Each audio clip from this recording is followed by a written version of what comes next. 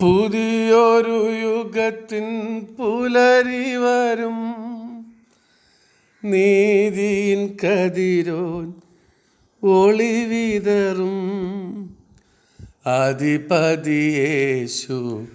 വന്നിടും, അതു മതിയാദികൾ തീർന്നിടാൻ.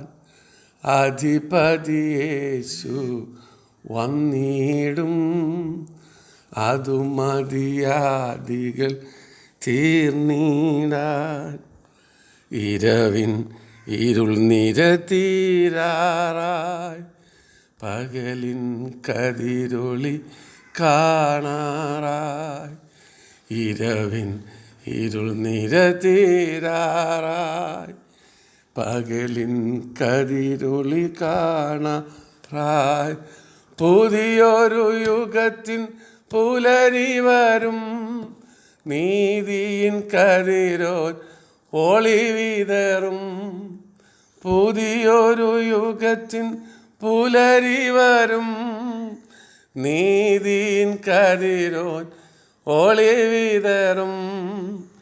അധിപതിയേശു വന്നിടും, അതു മതിയാദികൾ തീർന്നിടാൻ. അധിപതിയേശു വന്നിടും, അതു മതിയാദികൾ തീർന്നിടാൻ. ഇന്നു കരഞ്ഞു വിതയ്ക്കുന്നു, പിന്നവരാർപ്പോട് കൊയ്യുന്നു. ഇന്നു കരഞ്ഞു വിതയ്ക്കുന്നു, പിന്നവരാർപ്പോട് കൊയ്യുന്നു. ഇന്നു വിതയ്ക്കാം മടിയന്മാർ, അന്നു കരഞ്ഞാൽ ഗതിയെന്ത്. അധിപതിയേശു വന്നിടും, അതു മതിയാദികൾ തീർന്നിടാൻ. ഉണരൂ ഉണരൂ സോദരരെ, ഉറങ്ങാനുള്ളൊരു സമയമിതോ. ഉണരൂ ഉണരൂ സോദരരെ, ഉറങ്ങാനുള്ളൊരു സമയമിതോ. ഉയിർത്തന്നോനായി ജീവിപ്പാൻ ഉണ്ടോ വേറൊരു നേരമിനി. അധിപതിയേശു വന്നിടും, അതു മതിയാദികൾ തീർന്നിടാൻ. അധിപതിയേശു വന്നിടും, അതു മതിയാദികൾ തീർന്നിടാൻ. കർത്താവായ യേശു ക്രിസ്തുവിൻ്റെ നാമത്തിൽ എൻ്റെ പ്രിയപ്പെട്ടവർക്കും സ്നേഹവന്ദനങ്ങളെ. മനോഹരമായ ഒരു പ്രഭാത വന്ദനത്തെ അറിയിക്കുന്നു. മനോഹരമായ ഒരു പ്രഭാതം കർത്താവ് നമുക്ക് നൽകി തന്നല്ലോ. ഈ പുതിയ ഒരു വർഷമാണ് ഇന്ന് ആരംഭിക്കുന്നത്. ഒരു പുതിയ വർഷം, ഒരു പുതിയ പ്രഭാതം. ഈ വർഷത്തിൻ്റെ ആദ്യത്തെ പ്രഭാതം അത് കർത്താവ് നമുക്ക് ദാനമായി നൽകി. ഈ ഒരു വർഷം മുഴുവനും അനുഗ്രഹവും സമൃദ്ധിയും നന്മയും നിന്ന് ദൈവം നമ്മെ കാത്തുകൊള്ളട്ടെ. എല്ലാവർക്കും ഹാപ്പി ന്യൂ ഇയർ. ദൈവം അനുഗ്രഹിക്കട്ടെ. ദൈവവചനത്തിൽ ഒരുപാട് പുതിയ അനുഭവങ്ങൾ വിസ്തരിക്കുന്നുണ്ട്. ദൈവത്തിന് സ്തോത്രം. ഒരുത്തൻ ക്രിസ്തുവിലായാൽ സകലവും പുതിയത്. അന്നു മുതൽ ആ വ്യക്തിക്ക്, കർത്താവിലാകുന്ന വ്യക്തിക്ക് എന്നും പുതുമയുടെ അനുഭവമാണ്.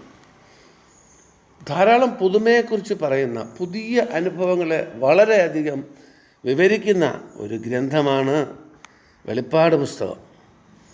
ദൈവത്തിന് സ്തോത്രം. പുതിയ അനുഭവങ്ങൾ ഒരു ദൈവപൈതലിൻ്റെ അവകാശമാണ്. വെളിപ്പാട് പുസ്തകം പൊതുവെ വിശകലനം ചെയ്യുമ്പോൾ ആദ്യാവസാനം 7കളുടെ ഒരു ജൈത്യയാത്ര കാണുവാൻ സാധിക്കും. 7കളുടെ അക്കങ്ങളുടെ പഠനത്തിൽ 7 എന്ന സംഖ്യ പൂർണ്ണതയെ കാണിക്കുന്നല്ലോ. ഒടുവിലത്തെ 2 അധ്യായങ്ങളിലാകട്ടെ നാം കടന്നു വരുമ്പോൾ വിശ്വാസിയെ കുളിർമ കൊള്ളിക്കുന്ന വിധത്തിൽ 7 നൂതന അനുഭവങ്ങൾ കാണുവാൻ സാധിക്കും. ദൈവത്തിന് സ്തോത്രം. 7 പുതിയതുകൾ, 7 ന്യൂനതകൾ, 7 നൂതനകൾ. ദൈവത്തിന് സ്തോത്രം. 7 ന്യൂനതയല്ല, 7 നൂതനം, പുതിയ അനുഭവം. ദൈവത്തിന് സ്തോത്രം. അതേതൊക്കെയാണ്? ഒന്നാമത് പുതിയ ആകാശം, അതൊരു പുതിയ അനുഭവമാണ്. 2 പുതിയ ഭൂമി. 3 പുതിയ നഗരം. 4 പുതിയ ജാതികൾ. 5 പുതിയ നദി. 6 പുതിയ ജീവവൃക്ഷം. 7 പുതിയ സിംഹാസനം. എത്ര മനോഹരം! 7 പുതിയതുകൾ. ഇന്ന് പുതിയ ഒരു വർഷം ആരംഭിക്കുന്നല്ലോ. ഇന്ന് 7 പുതിയ അനുഭവങ്ങൾ ഒരു ദൈവപൈതലിന് പ്രാപിക്കാനുള്ളതാണ് നാം ഇപ്പോൾ പറഞ്ഞു കേട്ടത്.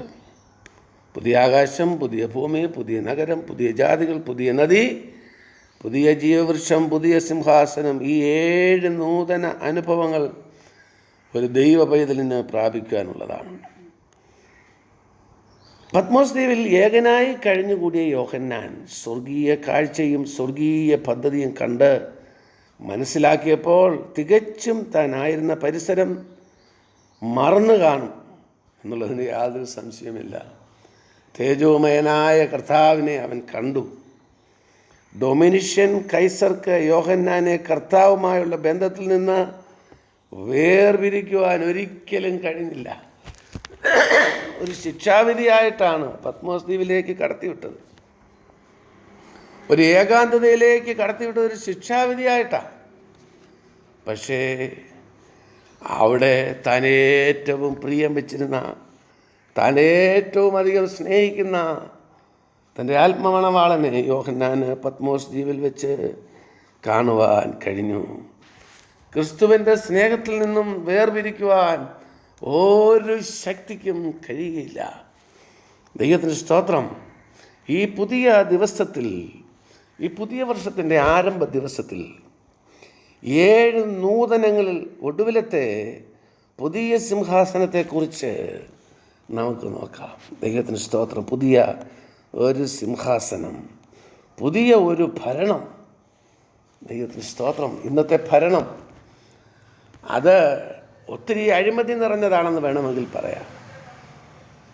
ഒത്തിരി ന്യൂനതകൾ, കുറവുകളുള്ള ഭരണമാണെന്ന് ഈ ഭരണത്തെക്കുറിച്ച് വേണമെങ്കിൽ നമുക്ക് പറയാം.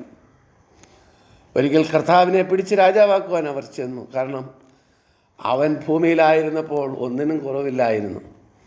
അവൻ്റെ അടുക്കൽ വരുന്നവരെ ആരെയും അവൻ നിരാശരായി പറഞ്ഞു വിട്ടിട്ടില്ല. അവനായിരിക്കുന്നിടത്തോളം, അവൻ ഭൂമിയിലായിരുന്നിടത്തോളം കാലം എല്ലാം നല്ല ഭരണമായിരുന്നു. പരീശന്മാരും ശാസ്ത്രിമാരും കൂടെ പാപിനിയായ സ്ത്രീയെ ഓടിച്ച് അവൻ്റെ അടുക്കൽ കൊണ്ടുവന്നു. നമുക്കറിയാം ആ കഥ, സംഭവം. നിങ്ങളിൽ പാപമില്ലാത്തവൻ ഇവരെ കല്ലെറിയട്ടെ, ഇവളെ കല്ലെറിയട്ടെ എന്ന് പറഞ്ഞു. കണ്ടോ എത്ര ന്യായയുക്തമായ ഒരു വിധി. അപ്പം ഭക്ഷണമില്ലാത്തവർക്ക് 5 അപ്പം കൊണ്ട് 5000 പേരെ പോഷിപ്പിച്ചു. രോഗികളായ ക്ഷീണിതരായവർക്ക് വിടുതൽ നൽകി. മരിച്ചവരെ ഉയർപ്പിച്ചു. യേശുവിൻ്റെ ഭരണമാണെങ്കിൽ അവിടെ ഭക്ഷണത്തിന് കുറവില്ല, രോഗികളുണ്ടാകില്ല, ആശുപത്രി സേവനത്തിൻ്റെ ആവശ്യം വരില്ല. അവിടെ ഒരനീതിയും നടക്കുകയില്ല. എല്ലാവർക്കും യേശുവിനെ ഇഷ്ടമായി. അതുകൊണ്ട് അവനെ പിടിച്ച് രാജാവാക്കുവാൻ നോക്കി. യേശു പറഞ്ഞു, എൻ്റെ രാജ്യം ഐഹികമല്ല. അതാ ദൈവമക്കൾ ഇംഗ്ലാസ് എന്താ വിളിക്കാത്തതും, കൊടികളുടെ പിന്നാലെ, ഭൗതികമായ കൊടികളുടെ പിന്നാലെ അണിനിരക്കാത്തതിൻ്റെയും കാരണം നമ്മുടെ കർത്താവിൻ്റെ രാജ്യം അത് ഭൂമിയിൽ വരും. ഒരു രാജാവ് നീതിയോടെ വാഴും. അതാ ദൈവപൈതലിൻ്റെ പ്രത്യാശ. അവൻ എൻ്റെ മേൽ പിടിച്ചിരിക്കുന്ന കൊടി സ്നേഹമായിരുന്നു. സ്നേഹ മുഖാന്തരം വീണ്ടെടുത്ത നമ്മെ സ്നേഹവാനായ കർത്താവ് അവൻ്റെ ഭരണത്തിലൂടെ കൊണ്ടുപോകും. അതൊരു ദൈവപൈതലിൻ്റെ പ്രത്യാശയാണ്. അതാണ് ഒരു പുതിയ സിംഹാസനം വരുന്നത്. അതിനായി നാം കാത്തിരിക്കുന്നു. ദൈവപൈതലിൻ്റെ പ്രത്യാശയാണത്. അവിടുത്തെ പ്രത്യേകതകൾ എന്തൊക്കെയാണ്? ഒന്ന്, യാതൊരു ശാപവും ഇനിയും ഉണ്ടാകുകയില്ല. ആദാമ്യ ലംഘനത്താൽ ശപിക്കപ്പെട്ട ഭൂമി സമ്പൂർണ്ണ യുഗവാഴ്ചയിൽ പരിപൂർണ മോചനം പ്രാപിക്കും. മുള്ളും പറക്കാരെയും മാറ്റപ്പെട്ട് മുള്ളിന് പകരം പച്ചയെ കാണിക്കുന്ന, പച്ചിപ്പിനെ കാണിക്കുന്ന സരളവൃക്ഷവും പറക്കാരയ്ക്ക് പകരം വാസനയുടെ അനുഭവം തരുന്ന കൊളുന്തും അന്ന് മുളയ്ക്കും. ദൈവത്തിന് സ്തോത്രം. യെശയ്യാപ്രവചനം 15:55-13 പ്രവാചകനായ യെശയ്യാവ് ആത്മാവിൽ അത് കാണുന്നുണ്ട്. പരിപൂർണ അനുഗ്രഹം അന്ന് ലഭിക്കും. യാതൊരു ശാപവും ഇനി ഉണ്ടാകുകയില്ല. 2, ദൈവത്തിൻ്റെയും കുഞ്ഞാടിൻ്റെയും സിംഹാസനം അതിലിരിക്കും.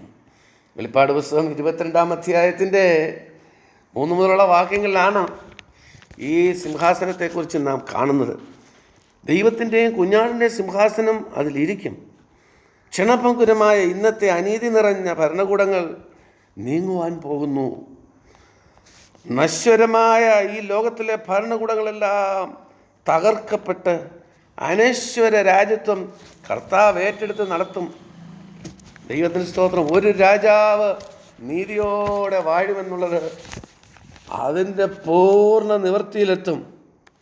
നിർഭയരായി തൻ്റെ ജനം വാഴുവാൻ പോകുന്നു. അതോർത്ത് ദൈവത്തെ നാം എന്തെന്നില്ലാത്ത നന്ദിയോടെ സ്തുതിക്കണം. 3, അവൻ്റെ ദാസന്മാർ അവനെ ആരാധിക്കും. വീണ്ടെടുക്കപ്പെട്ട ഒരു ദൈവപൈതലിന് ആരാധന ഒഴിച്ചുകൂടാനാവാത്ത അനുഭവമാണ്. അനുകൂലമല്ലാത്ത ലോകത്തിൽ പരിമിതിയോടുകൂടി നാം ഇന്ന് കർത്താവിനെ ആരാധിക്കുന്നു. എന്തെല്ലാം ബുദ്ധിമുട്ടുകളാണ് ഇന്നത്തെ ആരാധനയ്ക്ക്. ഇതുപോലെ ആരാധിക്കുവാൻ തടസ്സമുള്ള ഒരു ലോകം, ഒരു കാലം ഉണ്ടായിട്ടില്ല. ആരാധനാ സ്വാതന്ത്ര്യമില്ലാത്ത അനേക സ്ഥലങ്ങൾ ഇന്നും ഭൂമിയിലുണ്ട്. ദൈവത്തിന് സ്തോത്രം. കർത്താവിനെ പരിസര ഭയത്താൽ ആരാധിക്കുവാൻ കഴിയാത്തവരുണ്ട്. ദൈവത്തിന് സ്തോത്രം. ദൈവത്തിന് സ്തോത്രം. രഹസ്യമായി ആരാധിക്കുന്നവരുണ്ട്. എന്നാൽ ഈ നിലകളെല്ലാം തുടച്ച് മാറ്റപ്പെടും. രാപ്പകൽ നാം പുതുക്കപ്പെട്ട ചിന്തകളോടുകൂടെ കർത്താവിനെ നേരിൽ കണ്ടുകൊണ്ട് ആരാധിക്കുവാൻ പോകുന്നു. ദൈവത്തിന് സ്തോത്രം. അതാണ് പുതിയ ഒരനുഭവത്തിൻ്റെ പ്രത്യേകത. ആരാധകരുടെ അവകാശമാണ്, വീണ്ടെടുക്കപ്പെട്ടവരുടെ അവകാശമാണ്. സമ്പൂർണ്ണ ആരാധന നടക്കുവാൻ ഇനി കാലമേറെ ഇല്ല. ദൈവത്തിന് സ്തോത്രം. 4, അവർ അവൻ്റെ മുഖം കാണും. നമ്മെ സ്നേഹിച്ച് നമുക്ക് വേണ്ടി ജീവൻ നൽകിയ കർത്താവിനെ, അഥവാ നമ്മുടെ പ്രാണപ്രിയനെ നാം നേരിൽ കാണുവാൻ പോകുന്ന രംഗം ഒന്നും വിശ്വാസ കണ്ണുകളാൽ കണ്ടേ. ദൈവത്തിന് സ്തോത്രം. നമ്മുടെ പൂർവ്വപിതാക്കന്മാർ നേരിൽ കാണും എന്നുള്ള പ്രത്യാശയോടെ, വളരെ പ്രതീക്ഷയോടെ പാർത്തു കടന്നുപോയി വിശ്രാമം പ്രാപിച്ചു. മുഖാമുഖമായി ആത്മമണവാളനെ കാണുന്ന രംഗം എത്രയോ അനുഗ്രഹിക്കപ്പെട്ടതാണ്. പ്രിയനെ കണ്ട് സംതൃപ്തിയാകുവാൻ പോവുകയാണ് എന്ന് പറഞ്ഞുകൊണ്ട് ആയിരങ്ങൾ അവൻ്റെ സന്നിധിയിൽ വിളിച്ച് ചേർക്കപ്പെട്ടിട്ടുണ്ട്. തനിക്കായി കാത്തു നിൽക്കുന്നുണ്ട്. രക്ഷയ്ക്കായി അവൻ പാപം കൂടാതെ രണ്ടാമതും പ്രത്യക്ഷപ്പെടും. തൻ്റെ മക്കളെ ചേർക്കും. സമ്പൂർണ്ണ ദർശനം അന്നുണ്ടാകും. പാട്ടുകാരൻ പാടുന്നത്, എൻ പ്രിയനെപ്പോൾ സുന്ദരനായി ആരെയും ഞാൻ കാണുന്നില്ല, ഇനി മേലാൽ കാണുകയുമില്ല. ദൈവത്തിന് സ്തോത്രം. എത്ര വലിയ ഭാഗ്യ പദവിയാണത്. കർത്താവിനെ കണ്ടു കഴിയുമ്പോൾ ആ പാട്ടിൻ്റെ അനുഭവം അത് പൂർണ്ണതയിലേക്ക് എത്തുവാനിടയായിത്തീരും. ദൈവത്തിന് സ്തോത്രം. 5, അവൻ്റെ നാമം അവരുടെ നെറ്റിയിലിരിക്കും. നമ്മുടെ താഴ്ചയുള്ള ശരീരം, ഇവിടുത്തെ മഹത്വമുള്ള ശരീരം, അത് രൂപാന്തരം പ്രാപിച്ച് രൂപാന്തരപ്പെടുന്ന ഒരു പ്രത്യേക അനുഭവം അന്ന് ഉണ്ടാകും. സമ്പൂർണ്ണ സാദൃശ്യമുണ്ടാകും. നാം അവനെപ്പോലെയാകും. 1 യോഹന്നാൻ 3:2 നാം വായിക്കുന്നു, പ്രിയമുള്ളവരെ, നാം ഇന്നത് ആകുമെന്ന് ഇതുവരെയും പ്രത്യക്ഷമായിട്ടില്ല. അവൻ പ്രത്യക്ഷനാകുമ്പോൾ നാം അവനെ താൻ ഇരിക്കും പോലെ കാണുന്നതാകൊണ്ട് അവനോട് സദൃശ്യന്മാരാകും എന്ന് നാം അറിയുന്നു. ദൈവത്തിന് സ്തോത്രം. ഈ അറിവ് എത്രയോ കാർമ്മികമാണ്. ഈ അറിവ് എത്രയോ അനുഗ്രഹവും മാർമികവുമാണ്. ദൈവത്തിന് സ്തോത്രം. രോഗവും ക്ഷീണവും എല്ലാം മാറ്റപ്പെട്ട് അക്ഷയരായി തീരുവാൻ പോകുന്ന സമ്പൂർണ്ണ സാദൃശ്യമാണ് കർത്താവിൻ്റെ നാമം അവരുടെ നെറ്റിയിലിരിക്കുന്നു. ആ അനുഗ്രഹിക്കപ്പെട്ട അവസ്ഥ. ദൈവത്തിന് സ്തോത്രം. കർത്താവിൻ്റെ നാമം അവരുടെ നെറ്റിയിലിരിക്കും. ദൈവത്തിന് സ്തോത്രം. നമ്മുടെ നെറ്റിയിലിരിക്കുന്ന ആ അനുഗ്രഹിക്കപ്പെട്ട നാമം, ദൈവത്തിന് സ്തോത്രം, ദൈവത്തിന് സ്തോത്രം, നാം അത് കാണുവാനുള്ളതാണ്. ദൈവത്തിന് സ്തോത്രം. നാം അത് അനുഭവിക്കുവാനുള്ള വലിയ പദവിയാണ്. ദൈവത്തിന് സ്തോത്രം. 6, ഇനി രാത്രി ഉണ്ടാകുകയില്ല. കാർമ്മിക പടലങ്ങൾ മാറ്റപ്പെടും. രാത്രി ഉണ്ടാകുകയില്ല. രാത്രിയിലെ കൂരിരുട്ട്, ഭയാകുലത ഏതൊരു മനുഷ്യനെയും ഭയപ്പെടുത്തുന്നതാണ്. ലോകമെന്ന അന്ധകാരത്തിൽ തപ്പിത്തടയുന്നു. നീതി സൂര്യൻ തൻ്റെ ചിറകിൻ കീഴിൽ ലോകോപശാന്തിയോടെ ഉദിക്കും. ദൈവത്തിന് സ്തോത്രം. മലാക്കി പ്രവചനത്തിൽ നാം വായിക്കുന്നു, നിങ്ങളും തൊഴുത്തിൽ നിന്ന് പുറപ്പെടുന്ന പശുക്കിടാക്കളെ പോലെ തുള്ളിച്ചാടും. ഒരു വലിയ പദവിയാണത്. നീതി സൂര്യൻ തൻ്റെ ചിറകിന് കീഴിൽ ലോകോപശാന്തിയോടെ ഉദിക്കും. സമ്പൂർണ്ണ പകൽ അന്ന് തൻ്റെ ജനം അനുഭവിച്ചാശ്വസിക്കും. സമ്പൂർണ്ണ ശിക്ഷണ വസ്തുക്കളിൽ നിന്ന് മോചിതരായി എല്ലാ പാപത്തിൻ്റെ ഫലങ്ങളിൽ നിന്നും എല്ലാ അരിക്ഷിതാവസ്ഥകളിൽ നിന്നും വിടുതൽ പ്രാപിച്ച് തൻ്റെ ജനം സമ്പൂർണ്ണ പകലിൻ്റെ അനുഭവം കരസ്ഥമാക്കി ജയോത്സവമായി എന്നേക്കും വാഴുന്ന അവസ്ഥ. 7, അവർ എന്നേക്കും രാജാക്കന്മാരായിരിക്കും.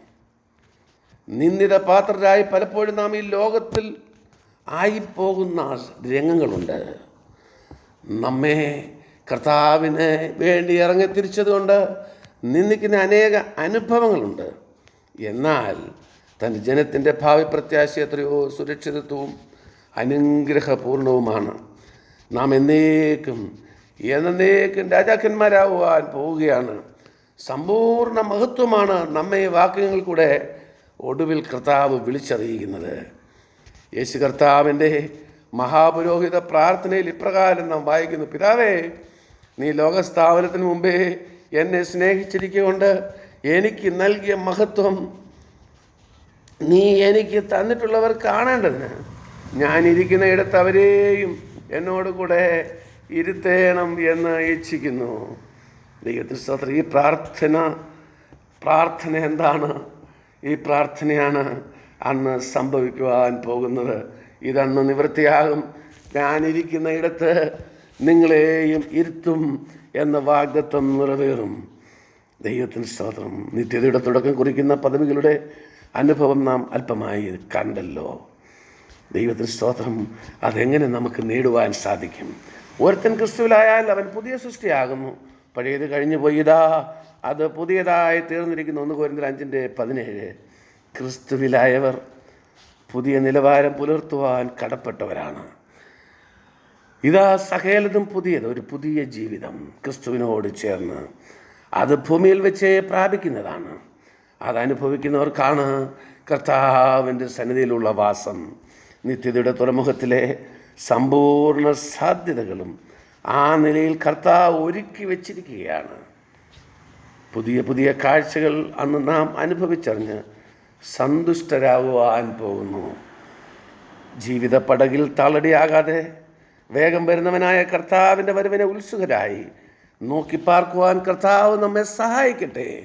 എല്ലാവർക്കും ഒരു പുതിയ വർഷം ദൈവം നൽകുന്നതോടൊപ്പം പുതിയ പുതിയ അനുഭവങ്ങൾ, ഒരു പുതിയ വാഴ്ച, കർത്താവിനോട് കൂടെ ചേർന്ന് വാഴുവാനുള്ള അനുഗ്രഹിക്കപ്പെട്ട പദവിയെയും ചൂണ്ടിക്കാണിച്ചുകൊണ്ട് പുതിയ വർഷത്തിലേക്ക് ധൈര്യമായി നമുക്ക് പ്രവേശിക്കാം. വരുവാനുള്ളവൻ വരും. ഇനിയും എത്രയും അല്പകാലം കഴിഞ്ഞ് വരുവാനുള്ളവൻ വരും. താമസിക്കുകയില്ല. പരിശുദ്ധ പിതാവേ, ഞങ്ങൾ നിനക്ക് നന്ദിയോടെ സ്തോത്രം ചെയ്യുന്നു. അവിടുത്തെ നല്ല പദ്ധതികൾക്കായി സ്തോത്രം. ഈ പുതുവർഷത്തിൻ്റെ പ്രഭാതത്തിൽ ദൈവം തന്നെ സ്നേഹിക്കുന്നവർക്ക് വേണ്ടി ഒരുക്കിയിരിക്കുന്ന അനുഗ്രഹിക്കപ്പെട്ട ഭരണം, അനുഗ്രഹിക്കപ്പെട്ട സിംഹാസനം, ഒരു നല്ല രാജാവ് നീതിയോടെ വാഴുന്നത്, ശാപമില്ലാത്ത നാട്, ദൈവത്തിൻ്റെയും കുഞ്ഞാടിൻ്റെ സിംഹാസനത്തിൽ അവൻ ഇരിക്കുന്ന കാഴ്ച, അവൻ്റെ ദാസന്മാർ അവനെ ആരാധിക്കുന്നത്, അവൻ്റെ ദാസന്മാർ അവരുടെ മുഖം കാണുന്നത്, അവൻ്റെ നാമം അവരുടെ നെറ്റിയിലിരിക്കുന്നത്, ഇനി രാത്രി ഉണ്ടാകാത്തത്, അവർ എന്നേക്കും രാജാക്കന്മാരായിരിക്കുന്നത്, രാജകീയ പുരോഹിത വർഗവും വിശുദ്ധ വംശവും സ്വന്തം ജനവുമായി അടിയങ്ങളെ തിരഞ്ഞെടുത്ത് ഈ അനുഗ്രഹിക്കപ്പെട്ട പദവി കർത്താവ് അടിയങ്ങൾക്ക് വേണ്ടി ഒരുക്കിയിരിക്കുന്നല്ലോ. കർഷസമ്പൂർണമായ ലോകത്തിൽ കർത്താവ് ഒരു പുതിയ വർഷം കൂടി തന്നു. അവിടുന്ന് എന്നാണ് വരുന്നത് എന്ന് നീ രാജ്യത്വം സ്ഥാപിക്കും എന്ന് കർത്താവെ നിൻ്റെ മുഖം കണ്ട് ആരാധിപ്പാൻ കഴിയുമെന്നുള്ള പ്രത്യാശയോടെ അടിയങ്ങൾ ഈ ഭൂമിയിലായിരിക്കുന്നു. നിൻ്റെ വരവരെയും വിശ്വസ്തയോടെ ജീവിപ്പാൻ ജനത്തെ സഹായിക്കണം. അടിയങ്ങളെല്ലാം സമർപ്പിക്കുന്നു. വിവിധ വിഷയങ്ങളിൽ മുട്ടുമടക്കി ഇങ്ങനെ മക്കളെയെല്ലാം വിടുവിച്ചാതിരിക്കണമേ. പിതാവിൻ്റെയും പുത്രൻ്റെയും പരിശുദ്ധാത്മാവിൻ്റെയും നാമത്തിൽ നിൻ്റെ മക്കളെ അനുഗ്രഹിച്ച് പ്രാർത്ഥിക്കുന്നു. എല്ലാ വിഷയങ്ങൾക്കും ദൈവം മറുപടി നൽകണം. ഇന്നു മുതൽ എല്ലാ അനുഗ്രഹങ്ങളും നിൻ്റെ മക്കൾക്ക് ചൊരിഞ്ഞാട്ടെ. പ്രാർത്ഥന കേട്ടതിനാൽ സ്തോത്രം. ക്രിസ്തുയേശുവിൻ്റെ നാമത്തിൽ തന്നെ. ആമേൻ, ആമേൻ, ആമേൻ.